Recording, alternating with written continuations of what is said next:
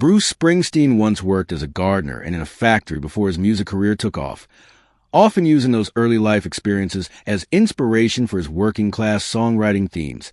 He was nicknamed the Boss, not for being controlling, but because he used to collect the band's gig payments and fairly distribute the money among his bandmates after each show.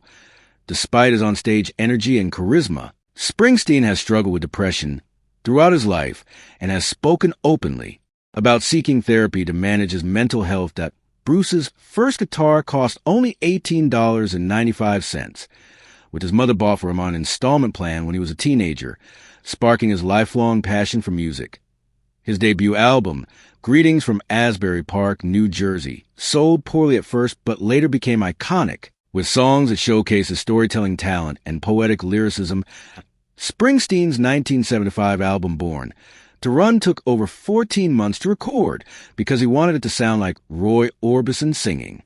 Bob Dylan, produced by Phil Spector. The song Born in the USA is often misunderstood. Despite its patriotic chorus, it's actually a protest song about the struggles of Vietnam veterans returning home. Bruce has never had a #1 single on the Billboard Hot 100. Even though he has sold millions of albums and filled stadiums around the world, he once refused to allow his music to be used in political campaigns without his consent, emphasizing his belief that his art should not be manipulated for partisan gain. Springsteen wrote Hungry Heart for the Ramones, but decided to keep it for himself after his producer convinced him it was too good to give away.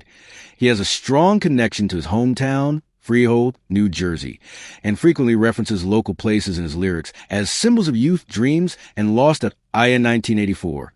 President Ronald Reagan mentioned Bruce in a campaign speech, misunderstanding his lyrics as patriotic praise rather than social critique, which Springsteen later clarified publicly.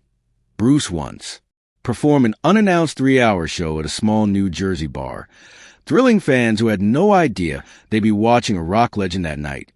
Springsteen is an avid runner and cyclist, using exercise to stay in shape for his famously long and energetic live performances that can last up to 4 hours. He took guitar lessons from a teacher named Tex, but quickly outgrew them and began teaching himself by ear, studying rock and blues records obsessively. His parents didn't initially support his musical ambitions. His father often told him to get a real job, which later inspired the song Factory. Bruce is known for his marathon concerts, with some shows lasting more than 4 hours without a break, setting records for endurance and connection with fans. He turned down millions of dollars in offers from big corporations who wanted to use his songs for advertisements, believing it would compromise his artistic integrity. Springsteen's song, The River, was inspired by his sister's early marriage and financial struggles, showing his empathy for everyday American life. He wrote much in Nebraska, alone in his home using a 4-track cassette recorder, and the raw demo became the final version of the album.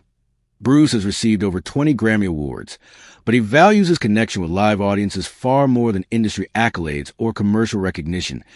He's known for personally signing autographs and chatting with fans for hours after concerts, often remembering faces and stories from previous encounters.